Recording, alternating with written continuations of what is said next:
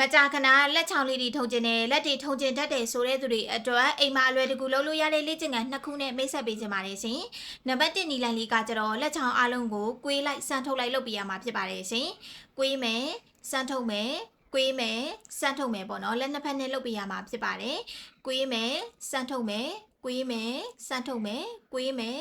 စမ်းထုတ်မယ်ပေါ့နော်ဒီနီလန်လေးကို15ချိန်လုပ်ပြရမှာဖြစ်ပါတယ်ရှင်နံပါတ်2နီလန်လေးကကျတော့လက်ချောင်းတစ်ချောင်းချင်းစီကိုကွေးလိုက်စမ်းထုတ်လိုက်လုပ်ပြရမှာဖြစ်ပါတယ်ရှင်1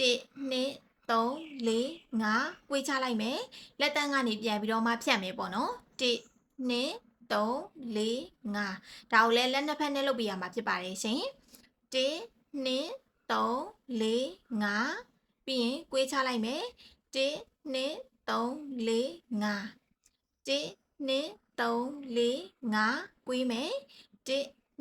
2 3 4 5ဒီနည်းလမ်းလေးကိုလည်း15ချိန်လုပ်ပေးရမှာဖြစ်ပါတယ်ရှင်အခုလိုမျိုးလက်လေးကျင့်ခန်းလေးကိုလုပ်ပေးမယ်ဆိုလို့ရှိရင်အခုလိုမျိုးအစွန်အဖျားလက်ဖျားလေးတွေလက်ချောင်းလေးတွေအထိတွေးကောင်းကောင်းရောက်တဲ့အတွက်ကြောင့်မလို့လက်ချောင်းလေးတွေထုံကျင်တာလက်တွေထုံကျင်တာလက်တစ်ချောင်းလုံးထုံကျင်တာပေါ့နော်ဒီလိုမျိုးထုံကျင်တဲ့ဝေဒနာကိုအမှန်တကယ်တိတိတတ်တာနဲ့ကိုတက်တာစီမှာဖြစ်ပါတယ်ရှင်ကိုကအာယုံကျုပ်တွေအားနေပြီးတော့မှထုံနေကျင်တဲ့ဝေဒနာတွေကိုကတွဲဖက်ပြီးတော့မှခံစားနေရပြီဆိုရင်တော့မိမိစင်လေးကိုမိခွဲပေးလို့ရပါတယ်ရှင်မိမိစင်ဟာဆိုလို့ရှိရင်အခုလိုမျိုးလက်ချောင်းလေးတွေထုံကျင်တာ